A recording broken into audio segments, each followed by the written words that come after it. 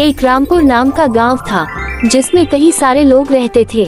एक दिन रामू के गांव के चबूतरे पर बैठा था। कैसे हो रामू? मैं ठीक हूँ। कालू, तुम कैसे हो? कालू, मैं भी ठीक हूँ।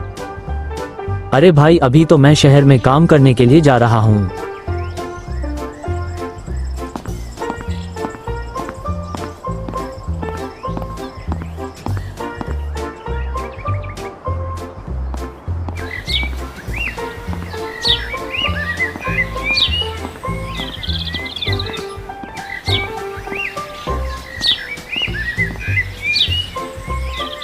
रामू को शहर से आते आते रात हो गई।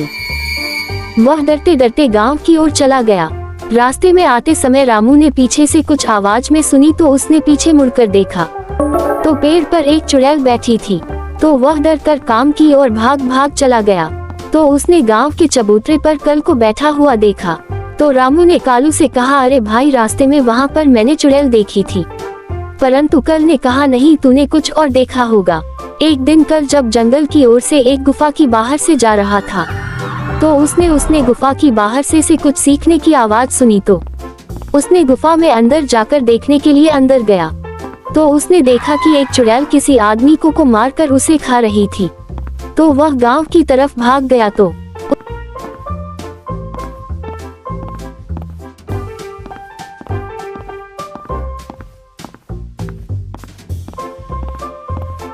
उसने गांव के चबूतरे पर गांव के मुखिया और एक और आदमी को देखा। तब कल ने कहा, मुखिया जी, वहां जंगल के पास वाली गुफा में एक चुड़ैल किसी आदमी को मारकर खा रही थी। तब मुखिया जी ने काम में एक तांत्रिक बाबा को जानता हूँ, उसके पास चलते हैं। तंत्र मुखिया जी तांत्रिक बाबा से कहते हैं, तांत्रिक बाबा, हमारे गाँव मेरे एक चुड़ैल आ गई है, उसे भगाने में हमारी मदद कीजिए। वह हमारे गाँव के आदमियों को मार कर खा रही है। तब तांत्रिक बाबा ने कहा, मैं कल सुबह ही तुम्हारे गांव आऊंगा। तांत्रिक बाबा गांव आने के बाद में गांव वाले मिलकर गुफा की तरफ चलते गए। गुफा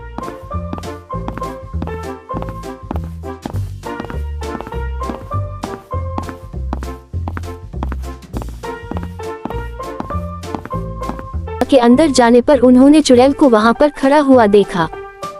तांत्रिक, तू यहाँ पर क्यों आया है? तू यहाँ से चला जा, वरना मैं तुझे खा जाऊंगी। है चुड़ैल, तू यहाँ से चली जा, वरना मैं तुझे यहाँ पर भस्म कर दूंगा।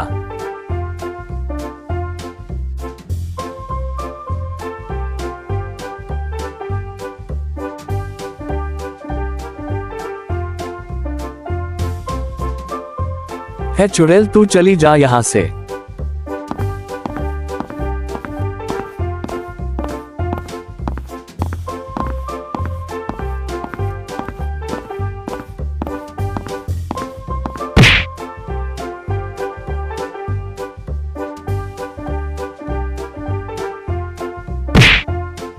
ओम वसुम वृक्षे हम वसुंधरा के यहाँ पर भस्म कर दूं।